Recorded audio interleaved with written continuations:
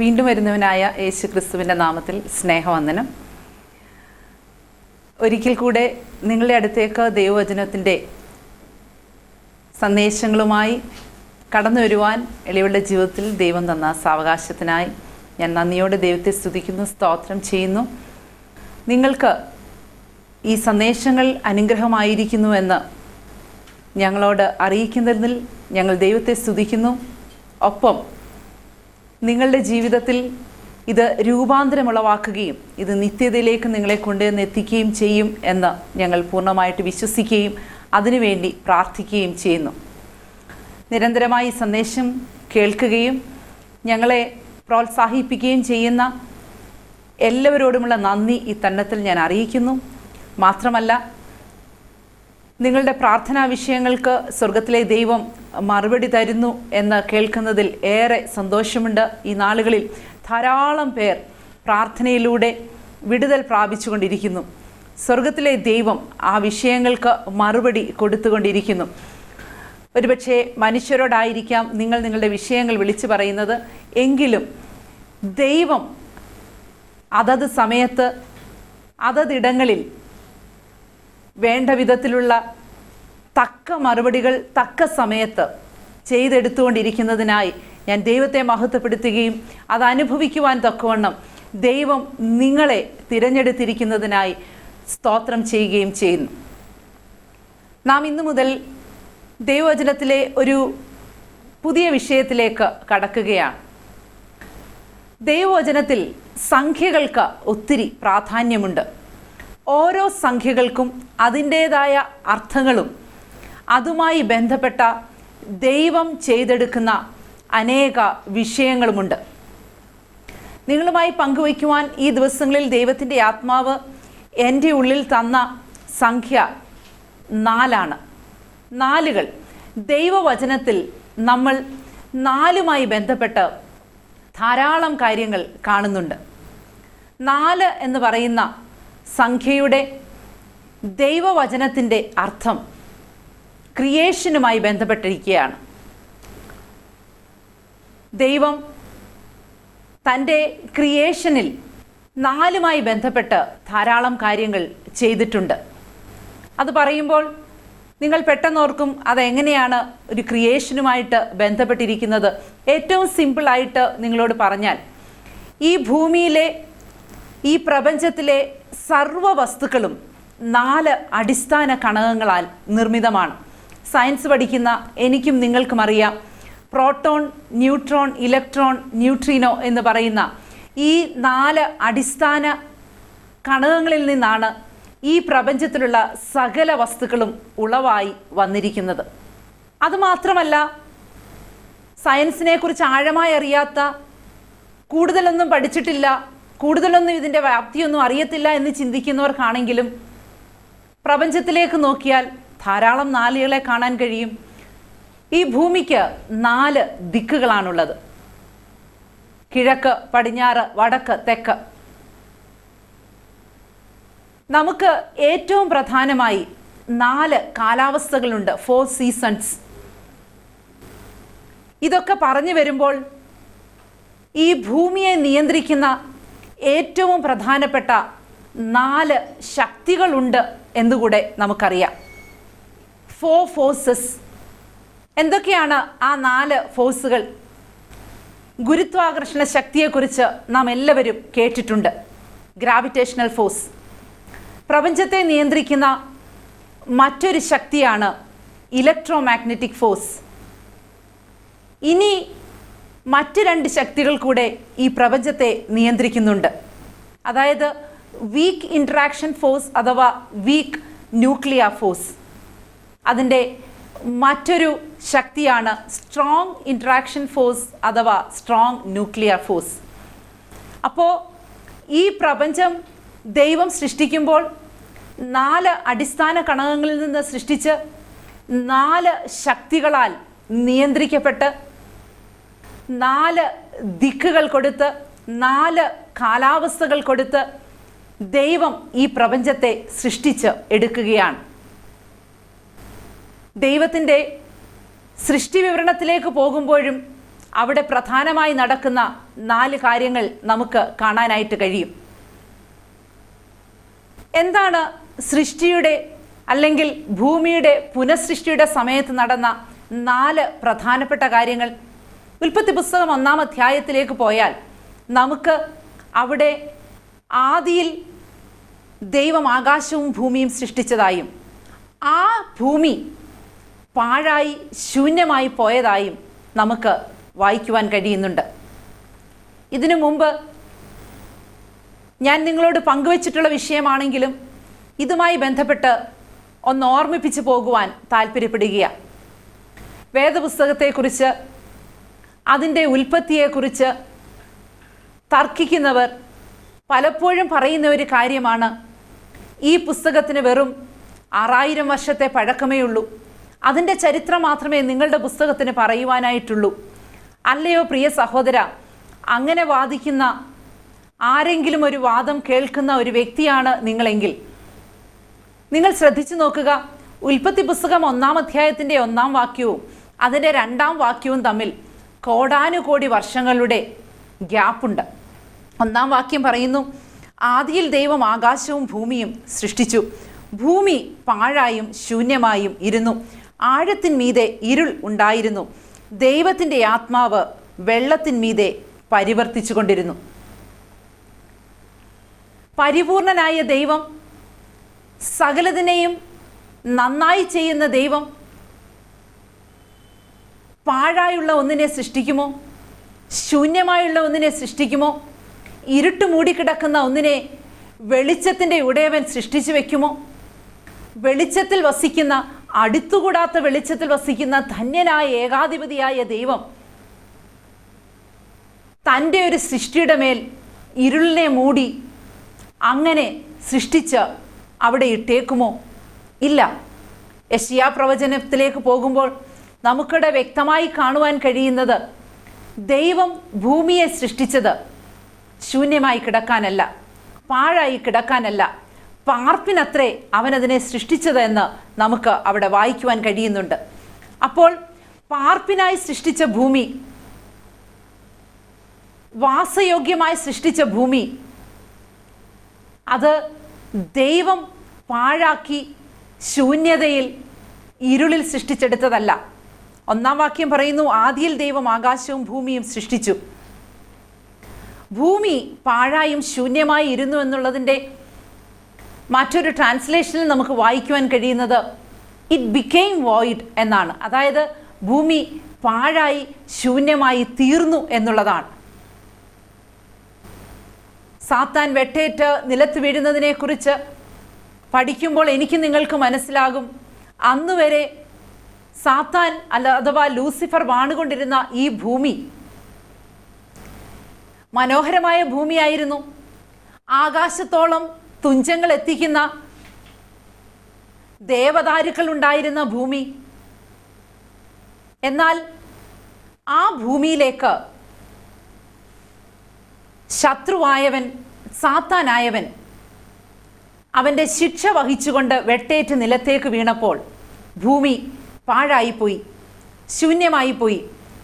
ദൈവം ഇരുൾ കൊണ്ട്, വെള്ളം കൊണ്ട് ഭൂമിയെ ന്യായം വിധിച്ചു.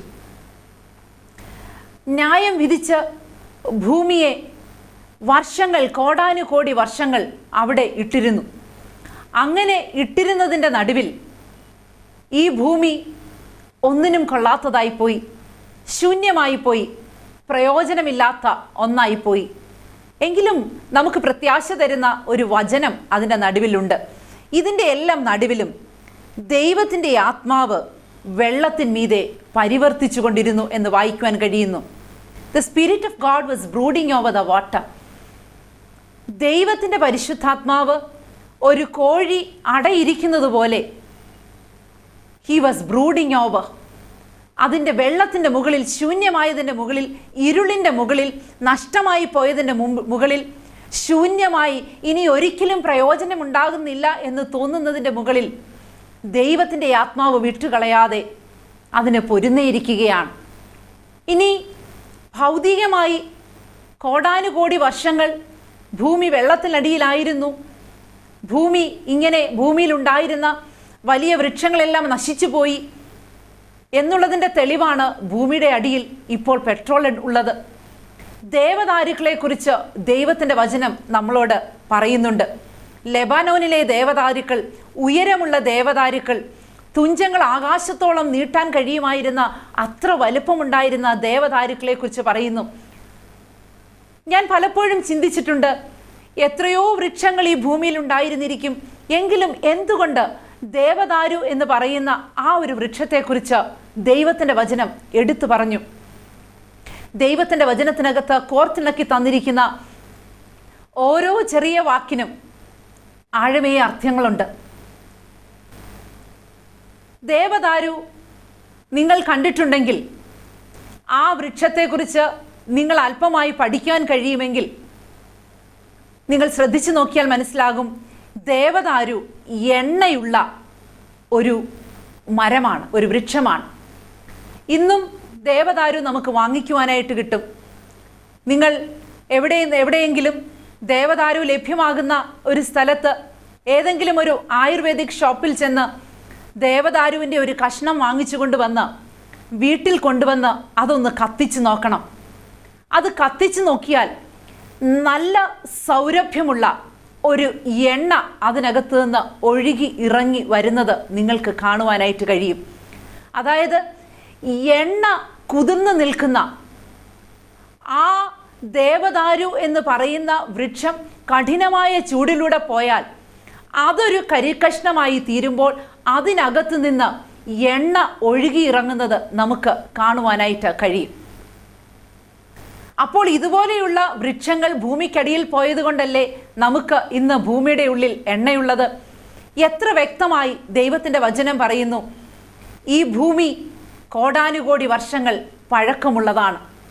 ദൈവം ഈ ഭൂമിയെ പുനഃസൃഷ്ടിക്കുമ്പോൾ അവിടെ എന്തൊക്കെയാണ് പ്രധാനമായിട്ടും ചെയ്തത്? ആദ്യം ദൈവം ചെയ്യുന്നത് വെളിച്ചം ഉണ്ടാകട്ടെ എന്ന് കൽപ്പിക്കുകയായിരുന്നു. കാരണം ദൈവത്തിന് അറിയാമായിരുന്നു, ഇരുളിനെ തോൽപ്പിക്കണമെന്നുണ്ടെങ്കിൽ, ഇരുളിനെ പരാജയപ്പെടുത്തണമെന്നുണ്ടെങ്കിൽ വെളിച്ചത്തിന് മാത്രമേ കഴിയുകയുള്ളൂ.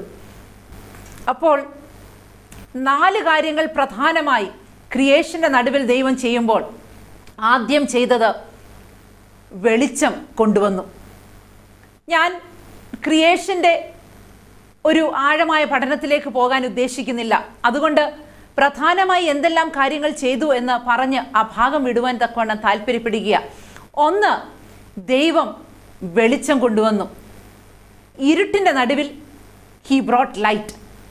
2, അവിടെ പല ഭാഗങ്ങൾ വായിച്ചു നോക്കുമ്പോൾ നമുക്ക് മനസ്സിലാക്കുവാനായിട്ട് കഴിയും, അവൻ ഒരു സെപ്പറേഷൻ കൊണ്ടുവന്നു, വേർപാടിനെ കൊണ്ടുവന്നു. അതായത് ആകാശത്തിന് മീതെയുള്ള വെള്ളവും ആകാശത്തിന് കീഴെയുള്ള വെള്ളവും ഒരു വിധാനം വെച്ച് സെപ്പറേറ്റ് ചെയ്യുന്നു. പിന്നീട് ഭൂമിയിലുള്ള വെള്ളം തന്നെ ഒരിടത്ത് കൂടട്ടെ എന്ന് പറഞ്ഞ് സമുദ്രത്തെയും ഉണങ്ങിയ നിലമായ ഭൂമിയെയും തമ്മിൽ സെപ്പറേറ്റ് ചെയ്യുന്നു. പിന്നീട് പകലിനെയും രാത്രിയെയും തമ്മിൽ സെപ്പറേറ്റ് ചെയ്യത്തക്കവണ്ണം പകൽ വാഴുവാൻ സൂര്യനെയും രാത്രി വാഴുവാൻ ചന്ദ്രനെയും നക്ഷത്രങ്ങളെയും അവൻ ഉണ്ടാക്കുന്നു. അപ്പോൾ സൃഷ്ടിയെ നമ്മൾ ശ്രദ്ധിച്ചു നോക്കുകയാണെന്നുണ്ടെങ്കിൽ he is making an order out of chaos. കലങ്ങി മറിഞ്ഞ് കുഴഞ്ഞ് മറിഞ്ഞ് കിടക്കുന്ന ചിലതിൽ നിന്ന് ഒരു ഓർഡർ ഉണ്ടാക്കി എടുക്കുകയാണ് ദൈവം. വെളിച്ചത്തെ സൃഷ്ടിച്ചു, ഒരു സെപ്പറേഷൻ ഉണ്ടാക്കി. ഇനിയും പ്രധാനമായിട്ട് നമ്മൾ സൃഷ്ടി വിവരണത്തിലേക്ക് നോക്കിയാൽ നമുക്ക് കാണുവാനായിട്ട് കഴിയുന്നത്, വിത്തുള്ള അതത് തരം വൃക്ഷങ്ങളെ, ചെടികളെ, സസ്യങ്ങളെ ഉൽപ്പാദിപ്പിക്കാൻ കഴിവുള്ള വിത്തുള്ള വൃക്ഷങ്ങൾ, സസ്യലതാദികൾ, ഒരു ഫ്രൂട്ട്ഫുൾ ആയിട്ടുള്ള വെജിറ്റേഷൻസിനെ ദൈവം ക്രിയേറ്റ് ചെയ്യുന്നതായിട്ട് കാണാൻ കഴിയുന്നു. എന്തുകൊണ്ടാണ് അവിടെ വിത്തുള്ള സസ്യങ്ങളെ അവനുണ്ടാക്കി എന്ന് എടുത്ത് പറഞ്ഞിരിക്കുന്നത്? ക്രിയേഷൻ്റെ അകത്ത് പ്രധാനമായിട്ടും നടക്കുന്ന മറ്റൊരു സ്റ്റേജാണത്. അതായത് വിത്തില്ലാത്തിടത്തോളം കാലം ഇതിന്, ആ പ്രത്യേക സസ്യത്തിന്, വൃക്ഷത്തിന് നിലനിൽപ്പുണ്ടാകുകയില്ല. അടുത്തൊരു തലമുറയെ കാണുവാൻ കഴിയുകയില്ല. ദൈവം ഈ ഭൂമിയെ പുനഃസൃഷ്ടിക്കുമ്പോൾ അന്ന് ദൈവത്തിൻ്റെ വചനത്താൽ മുളച്ചു വരുന്ന എല്ലാ വൃക്ഷങ്ങളും, എല്ലാ സസ്യലതാദികളും, എല്ലാ കൊച്ചു പുല്ല് മുതൽ ഒരു കൊച്ചു ഫംഗസ് മുതൽ അങ്ങേയറ്റം വരെയുള്ള എല്ലാ വൃക്ഷങ്ങളും, എല്ലാ സസ്യങ്ങളും നിലനിൽക്കണമെന്ന് ദൈവത്തിന് ആഗ്രഹമുണ്ടായിരുന്നു. ദൈവം എന്തെങ്കിലും ഒന്ന് സൃഷ്ടിച്ചിട്ട് അതിനെ അങ്ങ് വെറുതെ കളയുവാനായിട്ടല്ല ദൈവം ആഗ്രഹിക്കുന്നത്. അത് നിലനിൽക്കണമെന്ന് ദൈവം ആഗ്രഹിക്കുന്നു. അപ്പോൾ നിലനിൽപ്പിനായിട്ടുള്ള ഒരു സ്റ്റേജ്, നിലനിൽപ്പിനായിട്ടുള്ള ഒരു ഫ്രൂട്ട്ഫുൾ ആയിട്ടുള്ള ഒരു സ്റ്റേജ് ദൈവം ക്രിയേഷനിൽ എനിക്ക് നിങ്ങൾക്കും കാണിച്ചു തരുന്നു.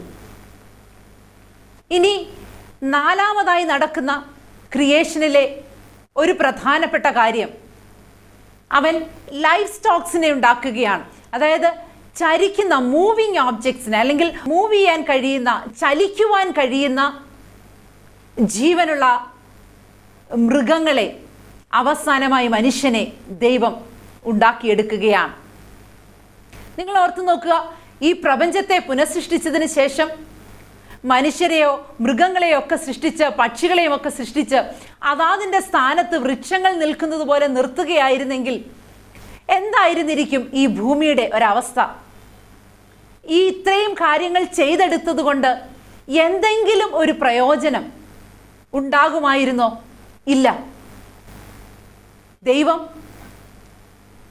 ഇരുട്ടിനെ തോൽപ്പിച്ച് വെളിച്ചത്തെ കൊണ്ടുവന്ന് ചില വേർപാടുകൾ ഉണ്ടാക്കി, ചില വ്യവസ്ഥകൾ വെച്ച് ചിലതിനെയൊക്കെ വേർതിരിച്ച് അതാത് സ്ഥാനങ്ങളിൽ നിർത്തി ഭൂമിയുടെ അന്ത്യം വരെയും നിലനിൽക്കത്തക്കവണ്ണം ഫ്രൂട്ട്ഫുൾ ആയിട്ടുള്ള വിത്തുള്ള ചിലതിനെ ദൈവം സൃഷ്ടിച്ചു വെച്ച് അതിനുശേഷം ഇതെല്ലാം അനുഭവിക്കത്തക്കവണ്ണം, ഇതെല്ലാം എൻജോയ് ചെയ്യത്തക്കവണ്ണം ചരിക്കുവാൻ കഴിയുന്ന, ചലിക്കുവാൻ കഴിയുന്ന, സഞ്ചരിപ്പാൻ കഴിയുന്ന ജീവനുള്ള ഒരു സൃഷ്ടിയുടെ പൂർത്തീകരണത്തിലേക്ക് ദൈവം കൊണ്ടുവന്നു. നമ്മുടെ വിഷയം നാലുകളായതുകൊണ്ട് ക്രിയേഷനിലും ദൈവം പ്രധാനമായി 4 കാര്യങ്ങൾ ചെയ്തു. വെളിച്ചം കൊണ്ടുവന്നു, സെപ്പറേഷൻ കൊണ്ടുവന്നു, നിലനിൽപ്പിനുള്ള ആ ഒരു വ്യവസ്ഥയിലേക്ക് ദൈവം കൊണ്ടുവന്നു, സഞ്ചരിക്കുന്ന ജീവിതങ്ങളെ ദൈവം കൊണ്ടുവന്നു, ജീവനെ ഈ ഭൂമിയിലേക്ക്, ജീവന്റെ തുടിപ്പിനെ ഈ ഭൂമിയിലേക്ക് ദൈവം കൊണ്ടുവന്നു. ഇനിയും 4കളെ നമ്മൾ ശ്രദ്ധിച്ചു നോക്കുമ്പോൾ, ഈ ദൂത് മുമ്പോട്ട് പോകുന്നതിന് മുമ്പ് ഇതിൻ്റെ നടുവിൽ ഞാൻ നിങ്ങളോട് പറയട്ടെ, നിങ്ങളുടെ ജീവിതം ഇരുൾ മൂടി കിടക്കുകയാണെങ്കിൽ, പാഴായി കിടക്കുന്നു എന്ന് നിങ്ങൾക്ക് തോന്നുന്നുവെങ്കിൽ, ഒരു ശൂന്യതയിലാണ് നിങ്ങൾ വസിക്കുന്നതെന്ന് നിങ്ങൾ ആ വിധത്തിൽ ചിന്തിക്കുന്നുവെങ്കിൽ, ഇന്ന് ഈ സന്ദേശം കേട്ടുകൊണ്ടിരിക്കുമ്പോൾ ദൈവത്തിൻ്റെ ആത്മാവിന് നിങ്ങളോട് കൈമാറുവാൻ ഒരനുഗ്രഹിക്കപ്പെട്ട ദൂതുണ്ട്. അവൻ പറയുന്നു, ഞാൻ നിന്റെ ജീവിതത്തിൻ്റെ ഇരുട്ട് മാറ്റത്തക്കവണ്ണം ഒരു വെളിച്ചത്തെ സൃഷ്ടിക്കുവാൻ ആഗ്രഹിക്കുന്നു. നിന്നെ തന്നെ ഈ ലോകത്തിൻ്റെ വെളിച്ചമാക്കുവാൻ എനിക്ക് ആഗ്രഹമുണ്ട്. അതുമാത്രമല്ല, ലോകത്തിൻ്റെ വെളിച്ചമായി നമ്മുടെ ഉള്ളിലേക്ക് യേശു ക്രിസ്തുവിൻ്റെ ജീവൻ, യേശു ക്രിസ്തുവിൻ്റെ വെളിച്ചം, ദൈവവചനത്തിൻ്റെ വെളിച്ചം നമ്മുടെ ഉള്ളിലേക്ക് കടന്നു വന്നാൽ നമ്മുടെ ഉള്ളിൽ ചില വേർപാടുകൾ ഉണ്ടാകും. അടിസ്ഥാനപരമായി ചിലതിൽ നിന്ന് ചിലത് വേർപെട്ട് നിൽക്കത്തക്കവണ്ണം ഒരു ലൈൻ ഡ്രോ ചെയ്യുന്ന, ചില അതിരുകളെ വയ്ക്കുന്ന അനുഭവം ഉണ്ടാകും. ആ അനുഭവം നിങ്ങളുടെ ജീവിതത്തിൽ ഉണ്ടാക്കിയെടുക്കുവാൻ ദൈവത്തിന് ആഗ്രഹമുണ്ട്. ഒരുപക്ഷെ നിങ്ങൾ ഈ ദൈവവചനത്തിൻ്റെ വെളിച്ചം ഉള്ളിൽ കെട്ടിയവരായിരിക്കാം. അല്ല, ഈ വിധത്തിൽ ഇരുട്ടിൽ നിന്ന് ഞാൻ ഇന്നും പുറത്തു വന്നിട്ടില്ല, എൻ്റെ ജീവിതം പാഴായി ശൂന്യമായി കിടക്കുകയാണ്, ഞാനൊരു നിരാശ മൂടി കിടക്കുകയാണ്, ഞാൻ ദൈവിക കോപത്തിന്, ദൈവിക ശിക്ഷയ്ക്ക് അടിമപ്പെട്ട് കിടക്കുകയാണ് എന്ന് ചിന്തിച്ച ആരെങ്കിലും എന്നെ ഇന്ന് ഈ സന്ദേശത്തിലൂടെ കേൾക്കുന്നുവെങ്കിൽ ദൈവത്തിൻ്റെ ആത്മാവ് നിങ്ങളുടെ മേൽ അടയിരിക്കുന്നതിൻ്റെ ഒരു തെളിവാണ് ഈ സന്ദേശം. അവന് നിങ്ങളെ ആ ഇരുട്ടിൽ നിന്ന് പുറത്തു കൊണ്ടുവരുവാൻ താല്പര്യമുണ്ട്. അവന് നിങ്ങളുടെ ജീവിതത്തിൻ്റെ ശൂന്യത മാറ്റുവാൻ താല്പര്യമുണ്ട്. അവന് നിങ്ങളുടെ ജീവിതത്തിൻ്റെ ആ ഒരു പാഴായി പോകുന്ന അനുഭവം മാറ്റുവാൻ ആഗ്രഹമുണ്ട്. ജീവന്റെ വെളിച്ചമായ ക്രിസ്തുവിനെ നിങ്ങളുടെ ഉള്ളിലേക്ക് സ്വീകരിച്ചാലും നിങ്ങളായിരിക്കുന്ന ഇടത്ത് കർത്താവിനോട് പറയുമോ, കർത്താവേ, എൻ്റെ ജീവിതത്തിൻ്റെ ഇരുട്ട് മാറുവാൻ എനിക്ക് ആഗ്രഹമുണ്ട്. ഈ പറയപ്പെടുന്നത് പോലെ അങ്ങയ്ക്ക് എൻ്റെ ജീവിതത്തെ വെളിച്ചമാക്കുവാൻ കഴിയുമെങ്കിൽ, എൻ്റെ ജീവിതത്തിൻ്റെ ഇരുട്ടുള്ള മേഖലകളെ പ്രകാശിതമാക്കുവാൻ കഴിയുമെങ്കിൽ, കർത്താവേ, ഞാൻ എൻ്റെ ജീവിതം നിൻ്റെ കരങ്ങളിലേക്ക് ഏൽപ്പിക്കുന്നു. ഒരുപക്ഷെ നിങ്ങൾ ആ വിധത്തിൽ പ്രാർത്ഥിക്കുവാനായിട്ട് ആഗ്രഹിക്കുന്നുവെങ്കിൽ നിങ്ങൾക്ക് നിങ്ങളുടെ ഹൃദയത്തിൽ ദൈവത്തോട് പ്രാർത്ഥിക്കാം. അന്ധകാരം കൊണ്ടുവരുന്നത് പാപമാണ്. കർത്താവേ, എൻ്റെ ജീവിതത്തിൽ സാത്താനെ പോലെ നിഗളിച്ച, ഹല്ലേലൂയ, സ്തോത്രം, പാപം ചെയ്ത അനുഭവം എൻ്റെ ജീവിതത്തിലുണ്ട്. എന്നോട് നീ ക്ഷമിക്കണം. നിന്റെ വെളിച്ചം എൻ്റെ ഉള്ളിലേക്ക് വരുവാൻ എന്നെ സഹായിക്കണം. അതിനായി ഞാൻ എൻ്റെ ഹൃദയത്തെ തുറന്നു തരുന്നു. ഇത് പറയുന്നവർ ഈ നിമിഷങ്ങളിൽ ചേർന്ന് പ്രാർത്ഥിക്കണം. കർത്താവായ യേശുവേ, എനിക്കങ്ങേ ആവശ്യമാണ്. ഞാനൊരു പാപിയാണ്. എൻ്റെ ജീവിതം ഇരുൾ മൂടിയിരിക്കുന്നു.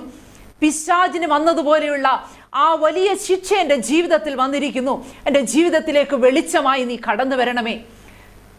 ഈ പ്രാർത്ഥന നിങ്ങളുടെ ഉള്ളിൽ പ്രാർത്ഥിക്കുമ്പോൾ ഞാൻ വിശ്വസിക്കുന്നു, ഇന്ന് ഈ സന്ദേശം കേട്ടുകൊണ്ടിരിക്കുമ്പോൾ ചിലരുടെയൊക്കെ ജീവിതത്തിൽ രൂപാന്തരം സംഭവിക്കുന്നു. അവരുടെ ജീവിതത്തിൻ്റെ ഇരുട്ട് മാറിപ്പോകുന്നു. നിങ്ങളുടെ കണ്ണുകളിലെ അന്ധത മാറിപ്പോകുന്നു. ഹല്ലേലൂയ. കഴിഞ്ഞ കാലങ്ങളിൽ ഹല്ലേലൂയ നിങ്ങൾ കണ്ടതുപോലെയല്ല, കഴിഞ്ഞ കാലങ്ങളിൽ നിങ്ങൾ കേട്ടതുപോലെയല്ല. നിങ്ങൾ ചില പുതിയ രീതിയിൽ നിങ്ങളുടെ ജീവിതത്തെ കാണുവാൻ ഹല്ലേലൂയ ഇന്നു മുതൽ നിങ്ങൾ ആരംഭിക്കും. ഒരുപക്ഷെ നിങ്ങൾ ആ വിധത്തിൽ വെളിച്ചത്തിലേക്ക് വന്ന വ്യക്തിയാണെങ്കിൽ പോലും പിന്നെയും കുഴഞ്ഞു കിടക്കുന്ന ഒരവസ്ഥയിലാണ്. ചിലതിലൊക്കെ നിന്നുള്ള ഒരു വേർപാട് നിങ്ങളുടെ ജീവിതത്തിൽ സംഭവിച്ചിട്ടില്ല എന്നുണ്ടെങ്കിൽ ഒരു വിധാനം നിങ്ങളുടെ ജീവിതത്തിൽ ഉണ്ടാകട്ടെ. മേലെയുള്ള വെള്ളവും കീഴെയുള്ള വെള്ളവും തമ്മിൽ ദൈവം വേർപിരിച്ചതുപോലെ വ്യക്തമായ ചില വേർപാടുകൾ, അതിനുള്ള ചില അനുഭവങ്ങൾ, ഭൂമിയിലുള്ള വെള്ളമെല്ലാം കൂടെ ഒരുമിച്ച് കൂട്ടിയതിന് ശേഷം അതിനെ സമുദ്രമെന്ന് വിളിച്ച്, ഉണങ്ങിയ നിലത്തെ ഭൂമി എന്ന് വിളിച്ച്, ഹല്ലേലൂയ, സമുദ്രത്തിന് പൊടിമണ്ണ് കൊണ്ട് അതിനെ നിർമ്മിച്ചിട്ട് നിനക്കിവിടം വരെ വരാമെന്ന് പറഞ്ഞ് ദൈവം ഹല്ലേലൂയ അതിനോട് കൽപ്പിച്ചതുപോലെ നിന്റെ ജീവിതത്തെ നോക്കി ഹല്ലേലൂയ, സ്തോത്രം, നിന്റെ ജീവിതത്തിനകത്ത് ഹല്ലേലൂയ വെളിച്ചം നീ അനുഭവിച്ച വ്യക്തിയാണെങ്കിൽ പോലും പാപത്തിൻ്റെ ആ ഒരു തള്ളിക്കയറ്റത്തെ ജയിക്കുവാൻ കഴിയാതെ വണ്ണം ഹല്ലേലൂയ ഹല്ലേലൂയ സ്ട്രഗിൾ ചെയ്യുന്ന ഹല്ലേലൂയ ഹല്ലേലൂയ ആ വ്യക്തി ജീവിതത്തിന്റെ മേൽ യേശു ക്രിസ്തുവിന്റെ അധികാരമുള്ള നാമത്തിൽ ഹല്ലേലൂയ ഹല്ലേലൂയ ഒരു വേർപാട് സൃഷ്ടിക്കപ്പെടുവാൻ ഹല്ലേലൂയ ഹല്ലേലൂയ പ്രാർത്ഥിക്കുന്നു. മാത്രമല്ല, നീ പുഷ്ടിയുള്ളവനായി മാറും. നീ ഭൂമി കൊണ്ട് അവസാനിക്കുകയില്ല. നിന്റെ സന്തതി നിലനിൽക്കും. You will be established. Your children will be established. Your family will be established. Your ministry will be established. Your church will be established. ചേർന്ന് പറയുമോ, അവൻ എനിക്ക് വേണ്ടി സമാപ്തി വരുത്തും. ആ വേർപാട് ജീവിതത്തിൽ ഉണ്ടായി കഴിയുമ്പോൾ ഈ തലമുറ കൊണ്ട് തീരാതെ നിത്യത വരെ നിലനിൽക്കുന്ന ഒരനുഭവം നിങ്ങളുടെ ജീവിതത്തിൽ ദൈവം തരുവാനായിട്ട് ആഗ്രഹിക്കുന്നു. അതുമാത്രമല്ല, നീ ഇരിക്കുന്നിടത്ത് നിന്ന് എഴുന്നേൽക്കും. നീ ചലിക്കുന്നവനായി മാറും. നിന്റെ ജീവിതത്തിലെ നിന്നെ ദൈവം സൃഷ്ടിച്ചതിൻ്റെ ഏറ്റവും പ്രധാനപ്പെട്ട ദൈവത്തിൻ്റെ ഹൃദയത്തിലെ ആഗ്രഹം, നീ സന്ദേശവും ചുമന്നുകൊണ്ട് ക്രിസ്തുവിന്റെ ജീവൻ ചുമന്നുകൊണ്ട് ഹല്ലേലൂയ ഈ ഭൂമി മുഴുവൻ ഓടണമെന്ന് ദൈവം ആഗ്രഹിക്കുന്നു. നീ ചലിക്കുവാൻ ദൈവം ആഗ്രഹിക്കുന്നു. നീ ജീവൻ ചുമന്നുകൊണ്ട് അനേക ഇടങ്ങളിലേക്ക് ഓടുവാനായിട്ട് ദൈവം നിങ്ങളെ കുറിച്ച് ആഗ്രഹിക്കുന്നു. ഈ നാളുകളിൽ അതിനുള്ള ഒരു നിയോഗം ഹല്ലേലൂയ ഈ തുടർന്ന് കേൾക്കുന്ന സന്ദേശങ്ങളിലൂടെ നിങ്ങളുടെ ജീവിതത്തിൽ ഉണ്ടാകട്ടെ എന്ന് ഞാൻ പ്രാർത്ഥിക്കുന്നു. വാഗ്ദത്തങ്ങളിൽ വിശ്വസ്തനായ ദൈവമേ, സ്വർഗീയ പിതാവേ, ഈ അനുഗ്രഹിക്കപ്പെട്ട സമയത്തിനായി നന്ദിയോടെ അടിയനങ്ങയെ സ്തുതിക്കുന്ന സ്തോത്രം ചെയ്യുന്ന കർത്താവേ, ഭൂമിയെ സൃഷ്ടിച്ച അതിന്റെ പൂർണ്ണതയിലേക്ക് കൊണ്ടുവന്ന ദൈവമേ, ഇന്ന് ഈ സന്ദേശം കേട്ടുകൊണ്ടിരുന്ന ചില ജീവിതങ്ങളുടെ ഹല്ലേലൂയ പുനഃസൃഷ്ടി നടക്കട്ടെ. അവരുടെ ഹല്ലേലൂയ ശരീരത്തിൽ ഹല്ലേലൂയ ശത്രുവിട്ടിരിക്കുന്ന പോരുകൾ അവസാനിച്ചു പോകട്ടെ, ഇരുട്ടുകൾ അവസാനിച്ചു പോകട്ടെ, ചില രോഗബന്ധനങ്ങൾ അവസാനിച്ചു പോകട്ടെ. ഹല്ലേലൂയ ഹല്ലേലൂയ ചിലതിനോട് വാസ്തവമായി വേർപെട്ട് നിൽക്കുവാനുള്ള ഒരു ദൈവ കൃപ ഹല്ലേലൂയ ഇവർക്ക് ഉണ്ടായി വരുവാനായി പ്രാർത്ഥിക്കുന്നു കർത്താവേ. ഹല്ലേലൂയ സ്തോത്രം സ്തോത്രം. വെളിച്ചമുണ്ടാകട്ടെ, വേർപാടുണ്ടാകട്ടെ, നിലനിൽപ്പിന്റെ അനുഭവം, ഫ്രൂട്ട്ഫുൾനെസിന്റെ അനുഭവം ഉണ്ടാകട്ടെ, ചലിക്കുന്ന അനുഭവം, ജീവൻ തുടിക്കുന്ന അനുഭവം, ജീവനും കൊണ്ട് ക്രിസ്തുവിന്റെ ജീവനും കൊണ്ട് ഓടി നടക്കുന്ന അനുഭവം ഈ ജനത്തിന്റെ മേൽ ഉണ്ടായി വരട്ടെ. സ്വർഗമതിനായി സഹായിക്കണം യേശു ക്രിസ്തുവിന്റെ നാമത്തിൽ തന്നെ. ആമേൻ. ഈ വചനങ്ങളാൽ ദൈവം നിങ്ങളെ സമൃദ്ധിയിലേക്ക് കൊണ്ടുവരുമാറാകട്ടെ.